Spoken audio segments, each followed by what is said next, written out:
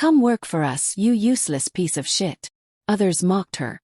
In a single week, she lost her father, her home, and every ounce of dignity she once carried with pride. But pain has a strange way of molding people. What broke her that year would one day make her unstoppable. The rain didn't just fall that morning. It poured as if the sky itself was mourning with her. Amara stood barefoot on the marble steps of what used to be her father's mansion, her white dress soaked, her hands trembling as strangers walked in and out of the gate, taking what was left of her family's name. Boxes, furniture, portraits of her father, everything her mother once cherished, gone just like that. She couldn't cry anymore. The tears had already burned her dry the night before, when she found her father's body slumped over his desk, a half-written letter beside him. Heart failure, they said. But she knew it wasn't just his heart that failed. It was betrayal. And the name written on the letter in his shaking handwriting. Sterling. The Sterlings had been their rivals for years, polished smiles hiding ruthless ambition. Her father trusted them once. They promised a partnership, an expansion deal that would merge both companies into one powerful empire. But the signatures were forged, the accounts emptied, and within weeks, her father's business crumbled like dust. Now, she was left to face the aftermath. 17 and alone. "Move aside, miss," one of the bank officers barked, brushing past her to lock the main gate. Her mother's car had already been repossessed. The staff had disappeared. Even the family dog was gone, taken by a neighbor who pitied her. And there she stood, drenched and hollow, as the rain beat down on the only world she'd ever known. By evening, Amara found herself standing in front of a gray building on the edge of town, the Sterling estate. A massive iron gate loomed before her, guarded by men in black suits. The gold-engraved S on the gate shimmered mockingly through the drizzle. She clenched the soaked letter in her hand. Her father's unfinished note to Mr. Sterling. It wasn't just a letter anymore. It was a ghost reminder. When she stepped closer, one of the guards frowned. "Who are you?" Her voice came out softer than she intended. "Amara Williams."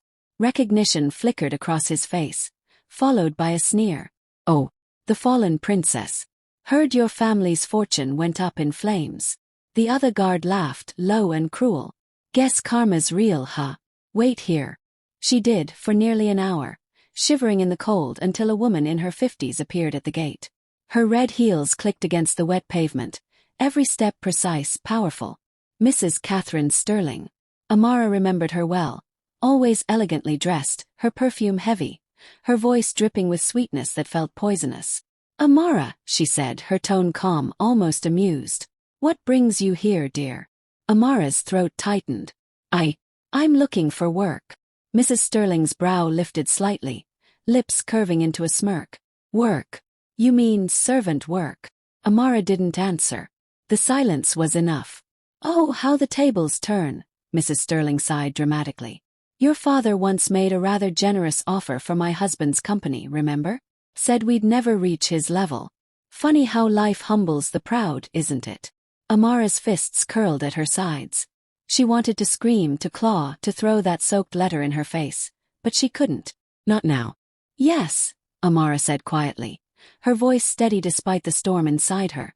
"Life humbles us all." Catherine studied her for a long moment, then smiled. "Fine. The maid's quarters are around the back. You'll start tomorrow. Report to head maid Clara. She'll find something appropriate for you." She turned and walked away, heels echoing against the concrete, leaving Amara standing there in the rain, a girl whose world had burned, now forced to serve the very people who lit the match. That night, she lay on a thin cot in a cold, narrow room behind the mansion. The air smelled of bleach and dampness. Every creak of the old pipes reminded her she didn't belong here. She turned to face the wall, clutching the last photo she had of her father. His eyes were kind even in the faded picture, eyes that once held pride when he looked at her. She whispered into the darkness, voice trembling. "I'll make them pay, Papa. I don't know how, but I'll make them pay." The next morning she woke before dawn. Clara, the head maid, was strict and unsympathetic. "Keep your head down, don't speak unless spoken to, and remember your place," she warned. "You're lucky Mrs. Sterling even let you in. Some of the staff don't want you here." Amara nodded silently and began her chores. The mansion was everything her home used to be. Grand, elegant, suffocating in its perfection. Each polished surface reflected her shame. Every laughter echoing from the Sterling's dining room felt like a knife twisting deeper. By noon, she carried trays to the dining hall where Liam Sterling, Catherine's only son, sat with his father. He looked about her age, mid-20s, handsome, sharp-featured, wearing that effortless arrogance that came with power. When she entered, his gaze flicked to her and lingered. "Wait," he said suddenly. "Aren't you?" His father, Richard Sterling, chuckled. "Yes, the Williams girl. Thought she'd vanish after what happened. Seems she's decided to earn her keep." Laughter followed. Cruel. Amara kept her head low, placing the dishes quietly on the table. Her hands trembled, not from fear but rage. "Be careful not to drop anything," Liam said casually, his tone laced with mock concern. "We wouldn't want another family accident, would we?" The room roared with laughter again. Amara didn't look up, didn't flinch, didn't speak. But inside, a quiet fire began to burn. Slow, steady, unstoppable. That night, after everyone slept, she sat by the window in her small room. The city lights blinked faintly in the distance, far beyond the walls of her prison. The wind whispered against the glass, and for the first time since her father's death, she smiled, a small, bitter smile. 'Cause now she knew. To destroy them, she didn't need pity. She needed time. And she had all the time in the world. The mansion had a strange way of swallowing sound. Footsteps faded into the carpets, voices softened behind closed doors, and laughter, especially laughter, never lasted long. Amara learned that quickly. A week had passed since she became the newest maid of the Sterling estate. Her palms were raw from scrubbing floors that gleamed brighter than her future. Her back ached from endless bending. Yet she never complained. The humiliation became a rhythm. Wake up, obey, survive. Every task reminded her she was no longer the daughter of the late Henry Williams, founder of the once mighty Williams Corporation. Now she was the girl in gray. The staff didn't use her name. They called her the Williams girl, always with that hint of mockery that said she didn't belong. But Amara kept her head down. She watched, listened, remembered. The Sterling mansion wasn't just a home. It was a fortress built on secrets. And secrets, she'd learned, were the most dangerous currency of all. On a quiet Wednesday evening, while polishing the banister, Amara overheard voices drifting from the study. She shouldn't have stopped, but curiosity had a way of numbing fear. "You said the documents were destroyed," Richard Sterling's voice snapped. "They were," replied another man, his tone nervous. "But the bank's audit team found irregularities. If they dig deeper." "They won't," Richard interrupted. "They know who signs their paychecks." Amara froze. Her pulse quickened. Documents, audits, destruction. It was the same language her father used before the end. Her grip on the rag tightened. She leaned closer. "But if the Williams girl," the man continued. "She's nobody now," Richard said coldly. "A maid in my house. Even if she knew, who would believe her? Her father's reputation is already ruined." Amara's chest burned. They didn't even whisper her name, just erased it like she was a stain they'd wiped away. The voices faded as footsteps approached. She quickly turned, pretending to clean as the study door creaked open. Liam Sterling stepped out, his eyes sharp as if they could slice through walls. "You," he said. Her heart skipped. He moved closer, stopping just a few feet from her. His cologne was rich, the kind of scent that announced power and privilege. "You were listening." She shook her head quickly. "No, sir. I was just." He smirked. "Relax. I'm not my father." He studied her face. "But you should be careful. Walls here have ears, and the wrong one could get you thrown out." He turned to leave, then paused. "Or worse."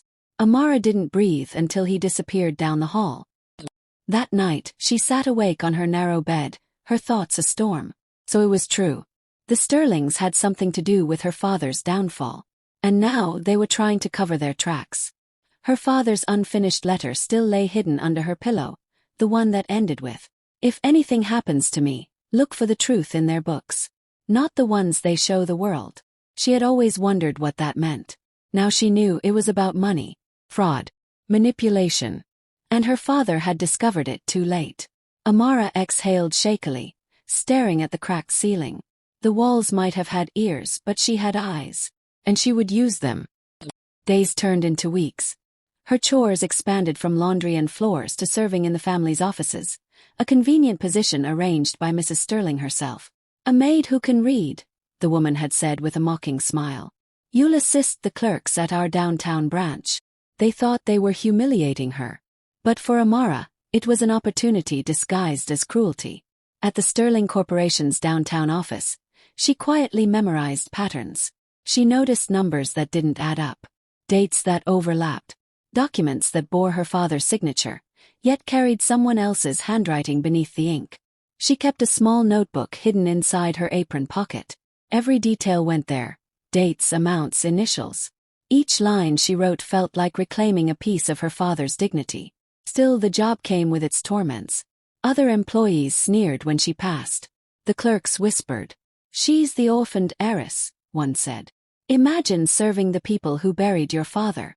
Amara never responded, but she felt every word like a fresh cut. One evening, as she packed up to leave, a familiar voice spoke behind her. "You work harder than most," said Liam Sterling. He leaned against the doorway, hands in his pockets, eyes unreadable. "I have to," Amara replied quietly. "Some of us don't get paid to be idle." He chuckled softly, surprised. "You've got a tongue after all." "I have a lot of things," she said. "I just don't waste them." Something flickered in his eyes.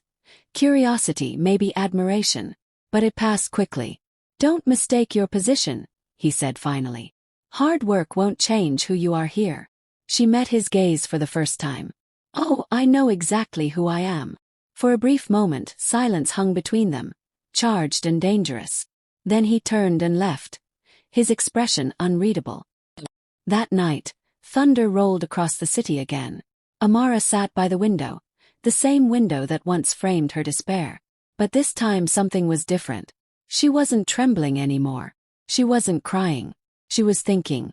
She thought about her father, about the company they'd built from nothing, about how the Sterlings smiled at their downfall and called it business.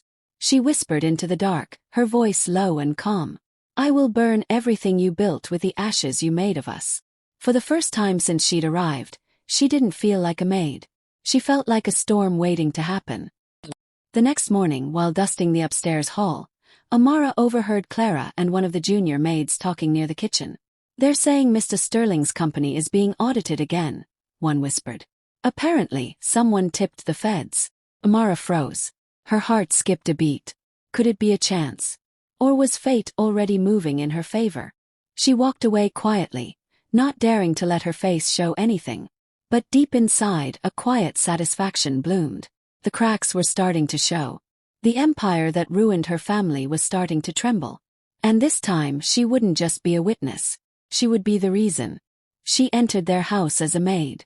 But every night, she was writing their destruction line by line. The Sterling mansion never slept.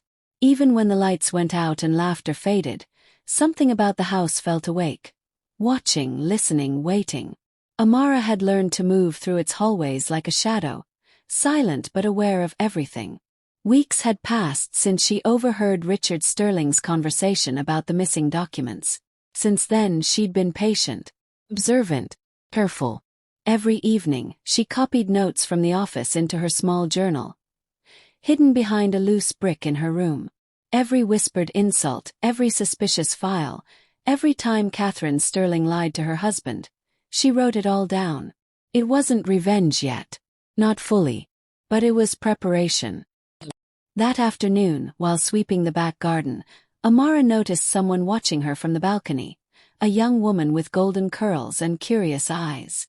Chloe Sterling, the daughter. She was everything Amara used to be. Soft-spoken, graceful, untouched by the world's cruelty.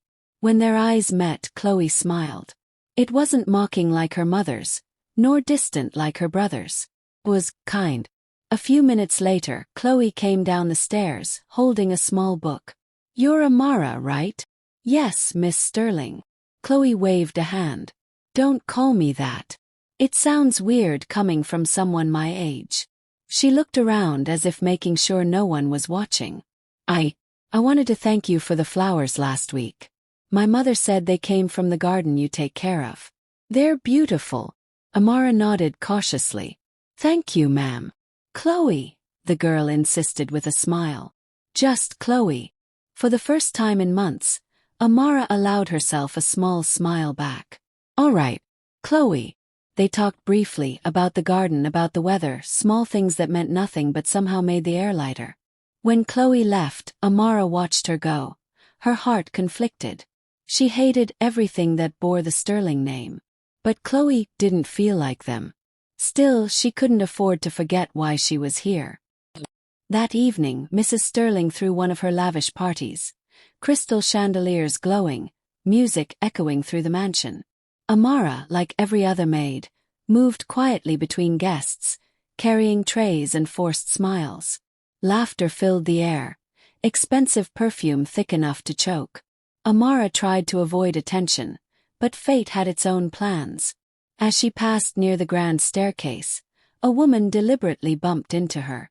Red wine splashed across Amara's gray uniform. "Oh my God," the woman gasped dramatically. "You clumsy thing. Watch where you're going." Before Amara could speak, Mrs. Sterling's sharp voice cut through the music. "What is going on here?" The room fell silent. The woman pointed. "This maid spilled wine all over me." Catherine's eyes turned cold. "Amara," she said slowly. "Apologize." Amara swallowed hard. She hadn't done anything. But she knew better than to argue. "I'm sorry, ma'am." "Not to me," Catherine snapped. "To our guests." Every pair of eyes in the room was on her now. The same people who once attended her father's parties. People who used to praise her family name. Now they watched her with smug satisfaction. Amara lowered her gaze. "I'm sorry, ma'am." The guest huffed. "Keep your servants in check next time." Catherine smiled sweetly. "Oh, I intend to." As Amara turned to leave, Catherine's hand shot out and struck her across the face, the sound echoing through the hall like a gunshot. Gasps rippled through the crowd. "That," Catherine said, her voice calm but venomous, "is for embarrassing my guest." Amara stood still. Her cheek burned, her vision blurred, but she didn't move.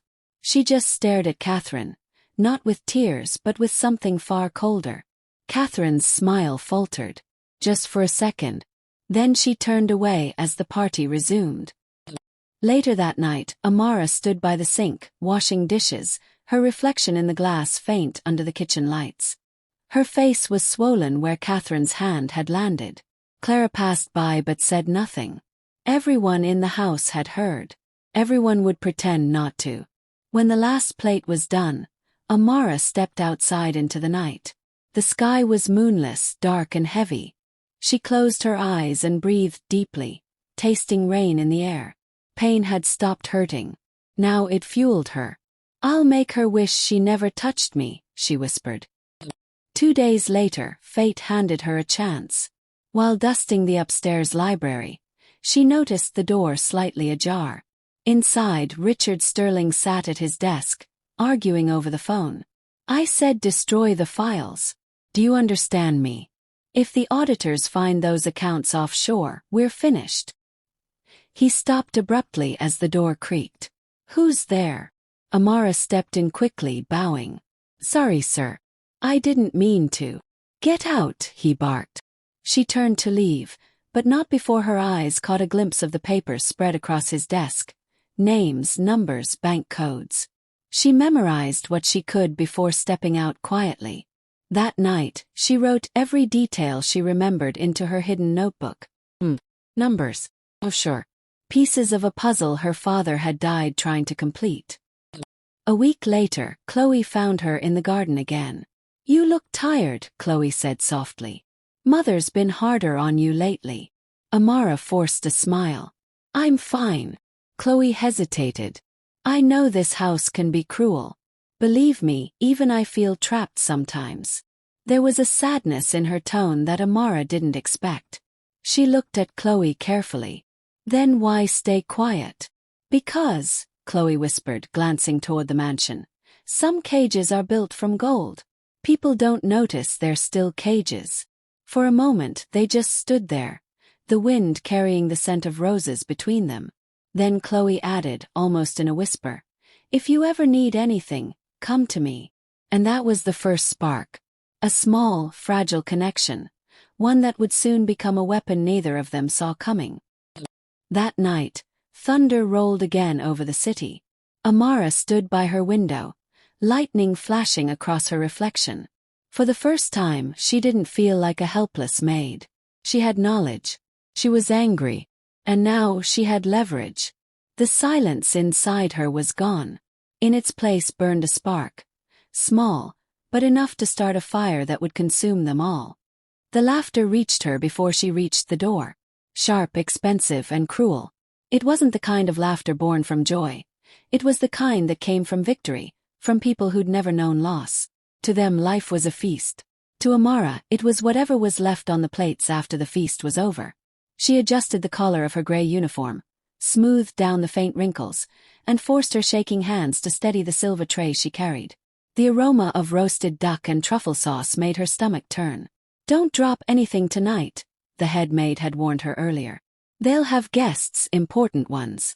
Amara had just nodded, swallowing the bitterness that rose in her throat.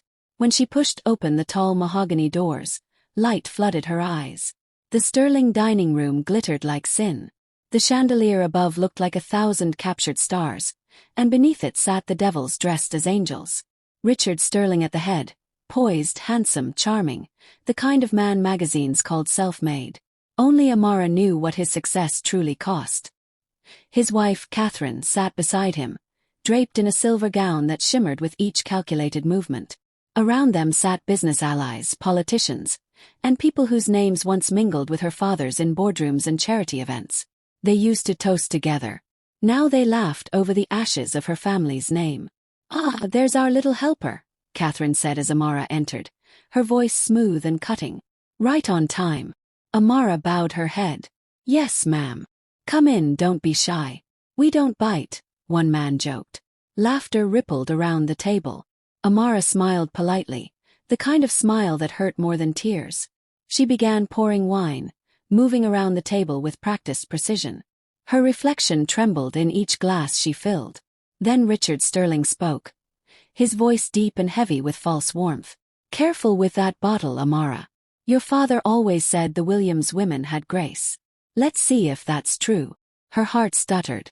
Every word felt like a blade, coated in honey. She kept her tone even. "Yes, sir. Yes, sir," he echoed mockingly, turning to his guests.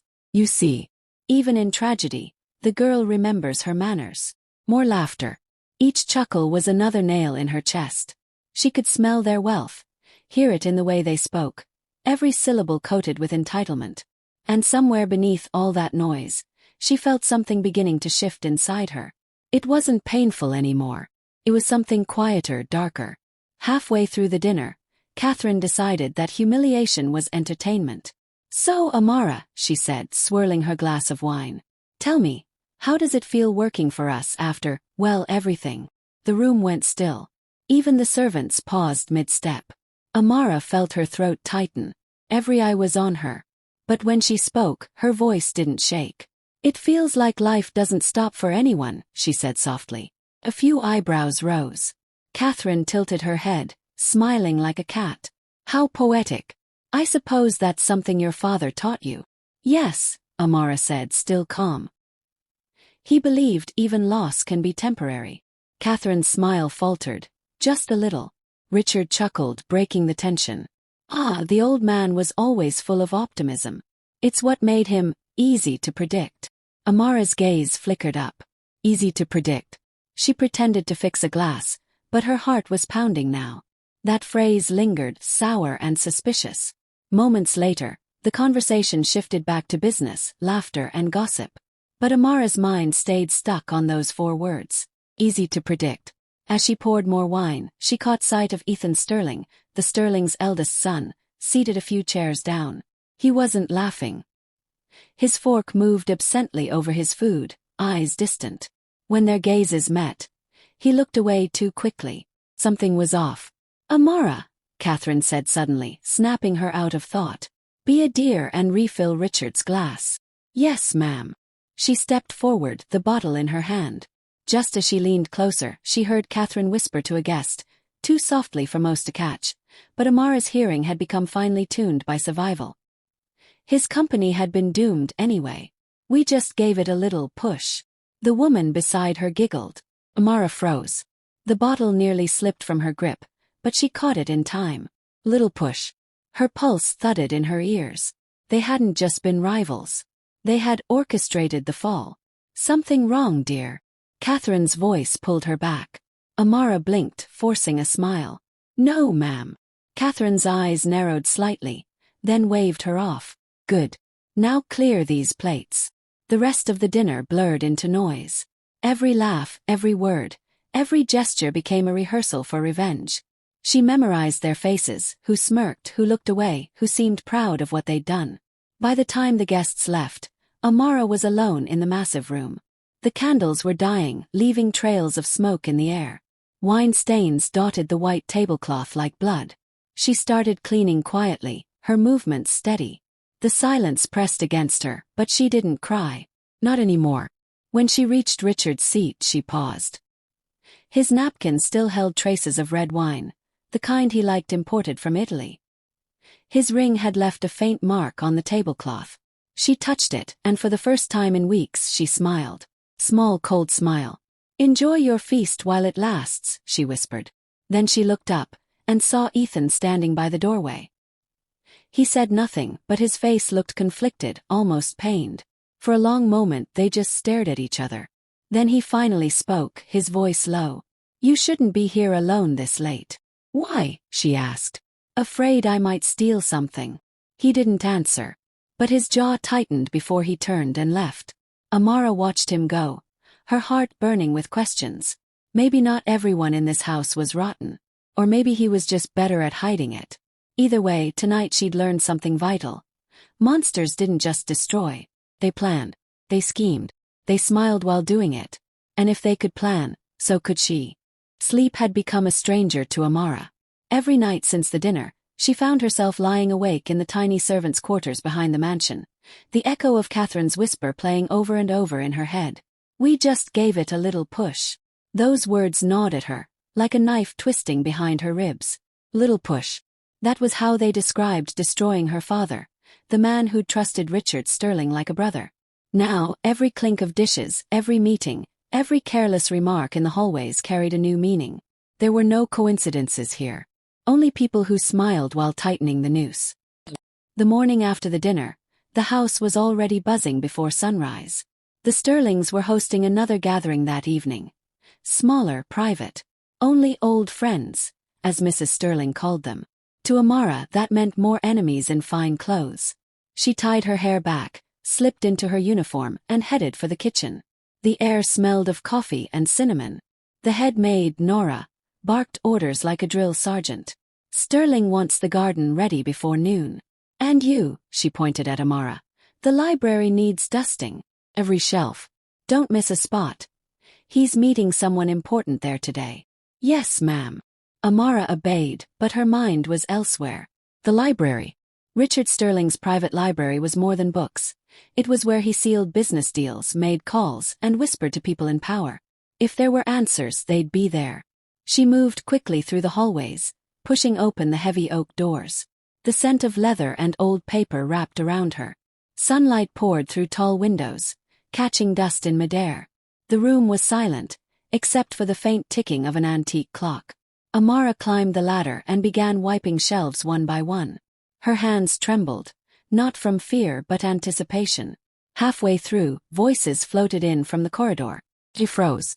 So you're saying the liquidation went through quietly? Richard's voice. Smooth, confident. Yes, sir, another man replied, older, cautious. No one traced it back. The Williams accounts are gone. Their properties. Sold. Good, Richard interrupted.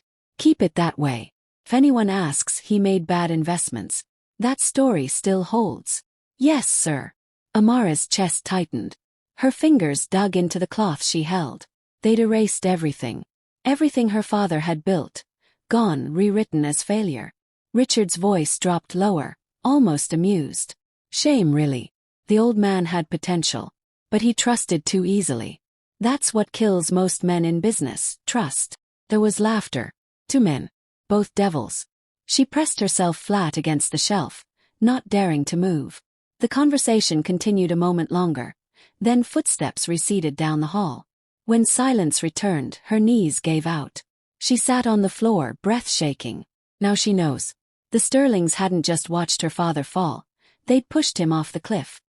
Hours later, she was still cleaning, but her movements had changed. Before, she worked like someone trying to survive. Now, she worked like someone watching every pattern, every weakness, every secret door in this mansion.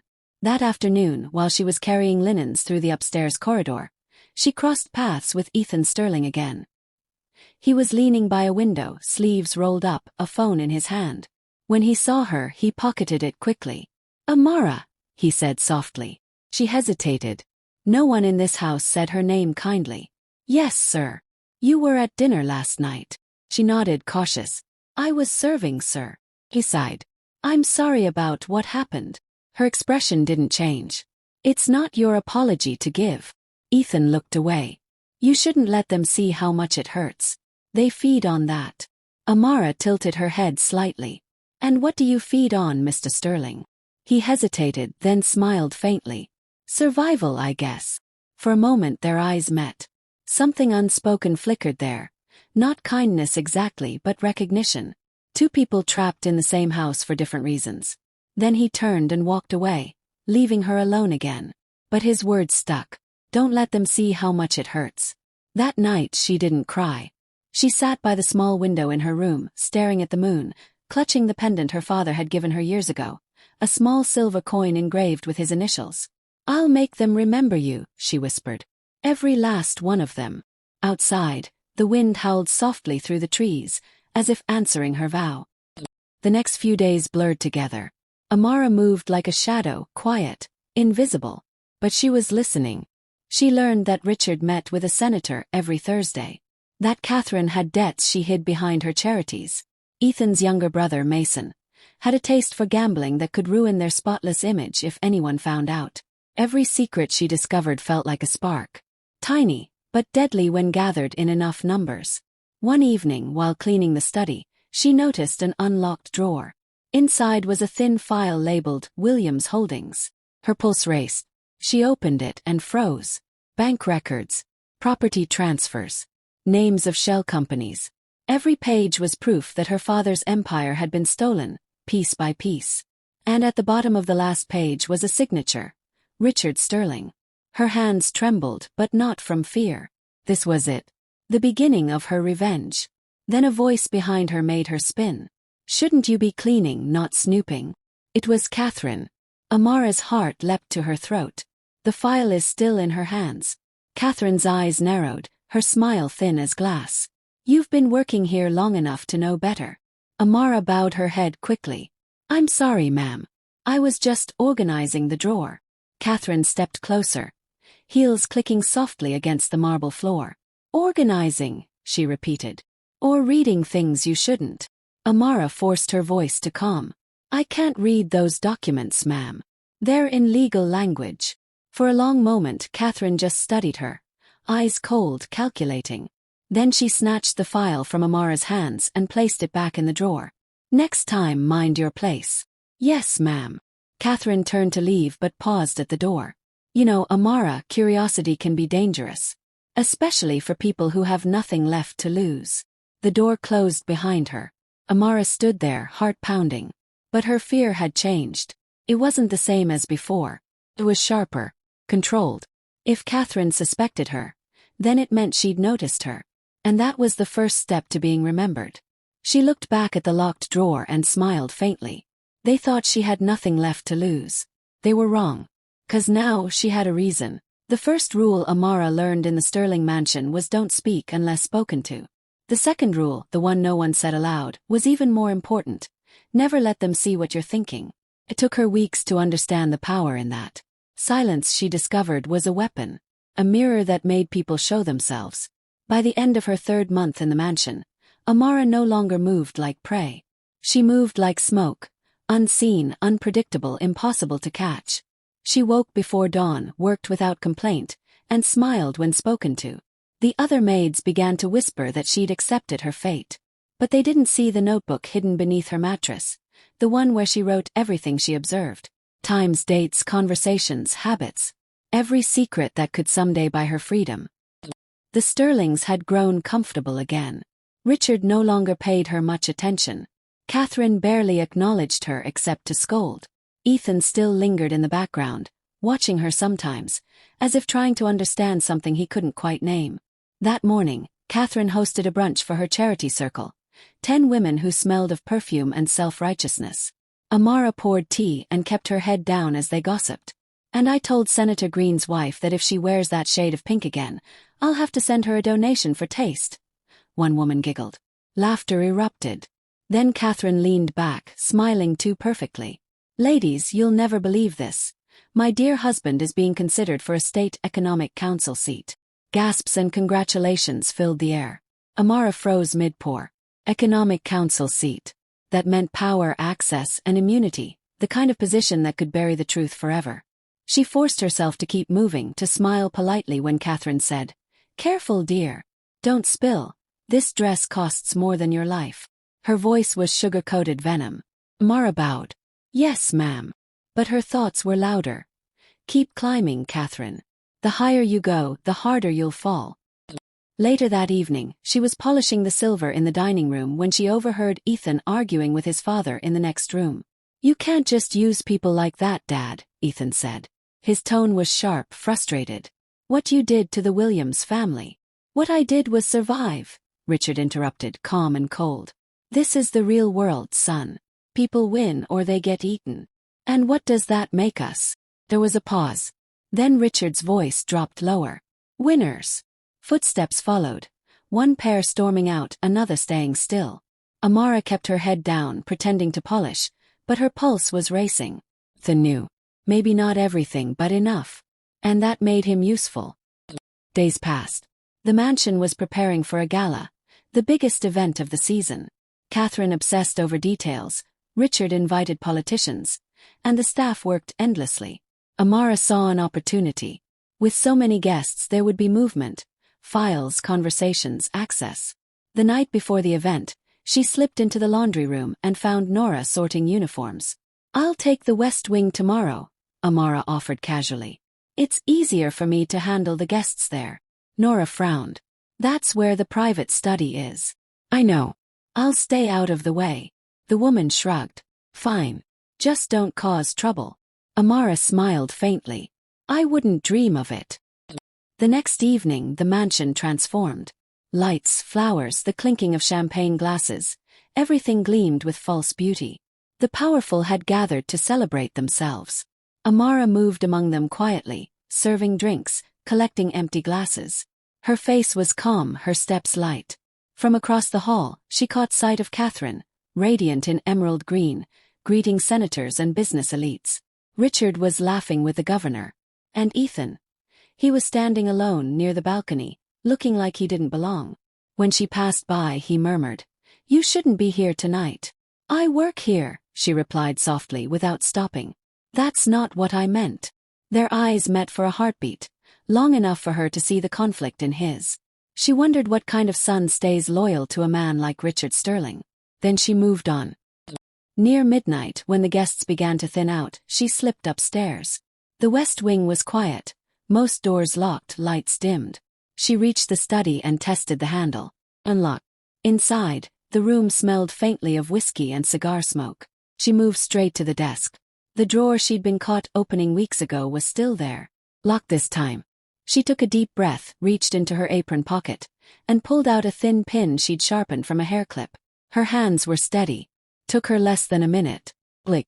Inside were new documents, one with the title Sterling Investment Expansion, Offshore Accounts. Her eyes scanned the lines. It was worse than she imagined. Money funneled through fake companies, bribes disguised as donations. And again, her father's company appeared in the records. Used, stripped, renamed. Footsteps echoed down the hall. Her heart leapt. She shoved the papers back in, relocked the drawer, and slipped behind the curtains just as the door opened. Richard Sterling walked in, still in his tuxedo, phone pressed to his ear. Yes, everything's going smoothly," he said. "The girl. She's nothing. Just a reminder of what happens to those who cross me." Amara's throat tightened. He paused, listening. Yes, Catherine thinks keeping her around is poetic. I call it leverage. Her blood went cold. They hadn't just ruined her father. They'd kept her as a trophy of their victory. The conversation ended. He poured himself a drink, muttered something about idiots in politics, and left. When the door clicked shut, Amara stepped out from behind the curtain, trembling but silent. The tears that stung her eyes never fell. Instead, she smiled, a slow, deliberate smile that didn't reach her eyes. Leverage. If she was their leverage, she'd make sure she was the kind that burned both hands when they tried to use her. The next morning, she woke early, looked at herself in the cracked mirror above the sink, and didn't recognize the girl staring back. The fear was gone. The pity was gone. Only fire remained. She tied her hair neatly, adjusted her uniform, and whispered to her reflection. Time to learn their game. And when she stepped out of her room that morning, her walk was different. Smoother, calmer, almost graceful. Even Catherine noticed. You're smiling today, she said, arching an eyebrow. Amara bowed politely. Just happy to serve, ma'am. Catherine's lips curved, satisfied. Good girl. But as Amara turned away, her faint smile lingered, cold and dangerous. Because snakes don't hiss when they're planning to strike. They learn to smile first. There's a strange kind of peace that comes after pain, a silence so sharp it cuts cleaner than any scream. That's what Amara felt in the weeks after the gala. Something inside her had gone still. Not dead, just awake. Every morning she put on her uniform like armor, her apron like a disguise. She'd mastered the perfect half-smile, the kind that said I'm harmless. And everyone believed her. Everyone except maybe Ethan. Started small. Favor here, a kind word there. Amara learned who among the staff gossiped, who stole, who listened. She didn't threaten or bribe. She just watched, until she knew exactly how to move them. By the end of that month, she knew the mansion better than its owners. Which doors creaked, which cameras were fake, which guests had secrets worth selling. But her most valuable discovery wasn't in a file or a drawer. It was Catherine Sterling herself. The woman who once delighted in humiliating Amara had her own cracks, fragile places hidden behind the diamonds and designer smiles. Catherine was terrified of aging, obsessed with appearances, desperate for admiration. And Amara learned how to feed that. One morning, as Catherine prepared for a luncheon, she frowned at her reflection. Do you think this color washes me out? She asked, voice sharp. The other maids froze, uncertain how to answer. Amara stepped forward softly. It brings out your eyes, ma'am. Makes you look younger. Catherine blinked, surprised, then smiled. You think so? Yes, ma'am. Pause, then a faint laugh. Maybe you're not as useless as I thought. That was how it began. From then on, Catherine started asking for her opinion. What necklace to wear, which shoes fit the mood, how to arrange flowers for guests. Trivial things but powerful in their meaning. It wasn't respectful. Not yet. It was attention. And attention was a currency Amara could trade. Meanwhile, Ethan had grown restless. She noticed it in the way he lingered by the kitchen door when she worked, the questions he asked that seemed to hold double meanings. One evening, as she polished the silverware, he approached quietly. Do you ever think about leaving this place? He asked. Amara didn't look up. Every day. Then why stay? She smiled faintly. Because sometimes the only way out is through. He stared at her for a long time, as if trying to solve her. You're not like the others. No one ever is, she replied, until they're forced to be. He didn't understand, not yet, but he would. That same week, Richard's company faced a lawsuit. A minor one, but it made headlines. Catherine became restless and irritable, snapping at everyone. When the stress grew unbearable, she locked herself in her room. That night, Amara brought her tea without being asked. Catherine looked up, eyes rimmed with fatigue. Why are you here? You look tired, Amara said softly. I thought tea might help. Long pause. Then Catherine sighed, sitting down. You have no idea how exhausting this world can be. Amara tilted her head. Maybe I do. The woman chuckled bitterly. You clean my floors. Amara's voice was calm. And I see more from down there than most people do standing up. Catherine blinked, stunned into silence for a moment. Then she smiled, almost reluctantly. You're an odd one. Maybe that's why I'm still here. That night, when Amara left the room, she knew she had planted something powerful. A seed of trust. Over the next few weeks, Catherine began confiding in her. Small things at first.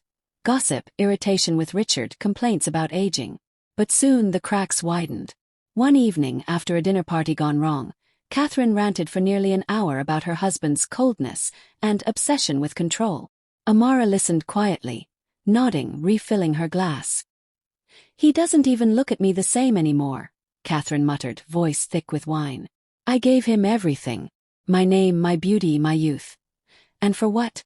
To be treated like furniture." Amara looked at her, expression soft but unreadable.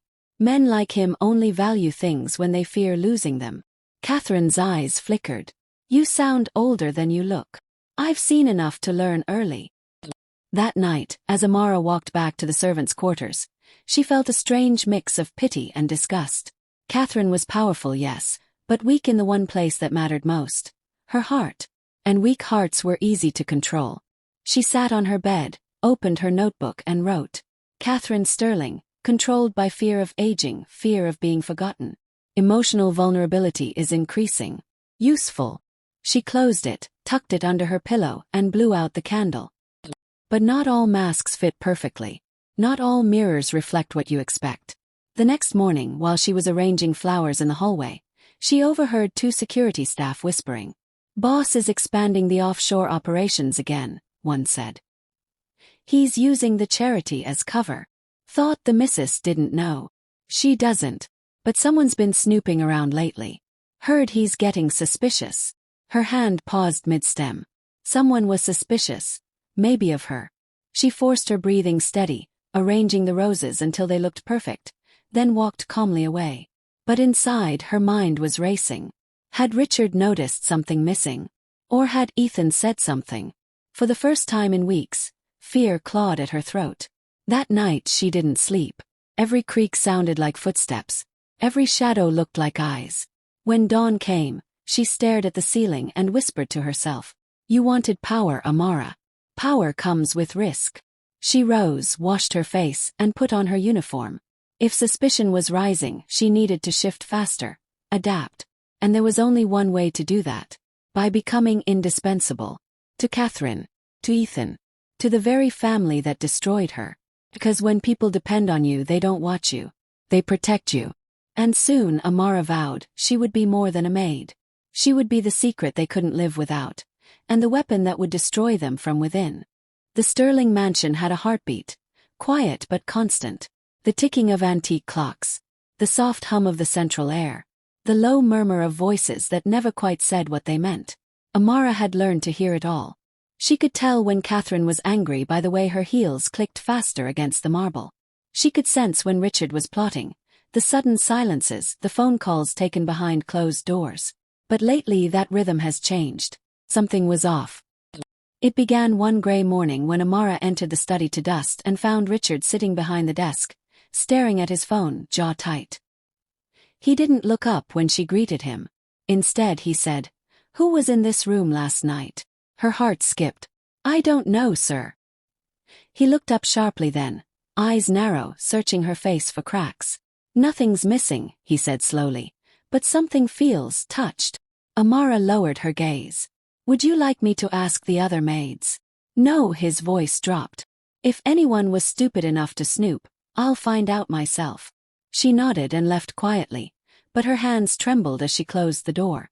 She'd been careful, perfectly careful. Still, somehow, he could feel it. That night, she sat awake on her thin bed, the notebook open before her. For the first time since she began writing in it, her words looked dangerous, like a loaded gun with no safety. If Richard found this book, everything would end. She tore the pages out, the ones with names, times, details, and slipped them inside a hollow she'd carved beneath a loose floorboard weeks ago. Then she pressed her palms against the cold wood and whispered, "No one will bury me again." The next few days passed in tense quiet. Richard watched everyone. Catherine drank more wine than usual. Ethan stayed out late, avoiding his father entirely. Amara played her part flawlessly. When Catherine asked for company, she offered comfort. When Richard needed files delivered, she volunteered. Never too eager, never too afraid. But under that calm surface the pressure built. Every glance from Richard felt heavier. Every silence in the hallways seemed to breathe suspicion. It wasn't long before the balance began to crack. One evening, as she set the table for dinner, Ethan walked in unexpectedly. He looked troubled, tie loose, expression distant. "Rough day?" she asked softly. He chuckled, bitter. "You could say that. My father's threatening to cut me off again." "For what this time?" "For asking too many questions." She froze, eyes flickering to him. "About?" He leaned on the table, voice low. "About the deals he's been making. Offshore accounts. Shell companies. There's something he's hiding, and everyone's too scared to say it." Her heart pounded. "He knows." "You shouldn't get involved," she said quickly. "Why not?" "Because people like him don't just ruin reputations. They ruin lives." He stared at her, searching her face. "You sound like you know that from experience." She said nothing. Silence stretched between them. Heavy, unspoken, dangerous. Then slowly Ethan exhaled. "Do you ever feel like you're living in a lie?" "All the time," she whispered. He gave a small, sad smile. "Then I guess we're both prisoners here." Before she could answer, Catherine's voice echoed from the hallway, sharp and impatient. "Ethan, dinner's ready." He stepped back, his hand brushing against hers briefly. A spark, brief but real, then walked away. Amara stood still, staring after him, unsure whether to feel fear or guilt for what she'd just seen. Because the truth was simple. She needed Ethan. But she couldn't afford to care about him. The next morning brought a storm, literal and otherwise. Rain pounded against the mansion windows, and Catherine was in one of her moods. She yelled at the cook for burning toast, accused the driver of being late, and finally turned her fury on Amara. "Do you think I don't notice the way you look at him?" she snapped suddenly, eyes blazing. Amara blinked. "Who, ma'am?" "My son." Long pause. Then softly. "I wasn't aware I was looking at him." Catherine laughed, sharp and cruel. "Oh, don't play innocent. I see everything in this house. Don't forget your place." Amara lowered her gaze. "Yes, ma'am." Catherine's tone softened, but her words didn't. "Women like you are replaceable. Remember that." When she left the room, Amara's composure cracked for the first time in weeks. Her hands shook. Her jaw tightened. It wasn't just humiliation anymore. It was exhaustion. How much longer could she play this game before it devoured her too? That night, as thunder rolled across the sky, Amara went to the east balcony, the one where Ethan often stood. She needed air, space to think. The rain had slowed to a drizzle. The city below glowed faintly through mist. Behind her a voice said, "You shouldn't be out here." He turned. Ethan again, barefoot, holding a drink. His expression softer than usual. "Can't sleep," she said. "Me neither." They stood in silence for a moment, the sound of rain filling the space between them. He spoke first. "You ever wonder if people can really change?" She looked out at the storm. "Change? But not without losing something first." He nodded slowly, as if that meant something to him. "You talk like you've lived 100 lives. Feels like it sometimes." The wind picked up, tossing her hair across her face. Ethan reached out instinctively, brushing it aside. A gesture so small, yet so intimate it froze her completely. Their eyes met again, and this time there was no pretense, no mask. Just pain. And recognition. "Whatever's keeping you here," he said quietly, "you don't have to face it alone." She wanted to believe that. But she also knew better. "Some battles can't be shared," she whispered. "They have to be won in silence." Before he could answer, she turned and walked away. Her footsteps echoing through the dark hallway like a promise.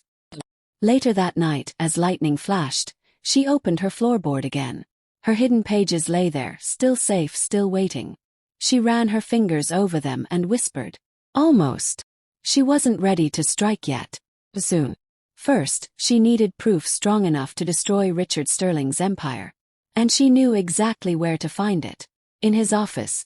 Inside the encrypted drives connected to his offshore accounts. It would take planning, precision, and risk unlike anything she'd faced. But she was done hiding. The maid they once mocked was gone.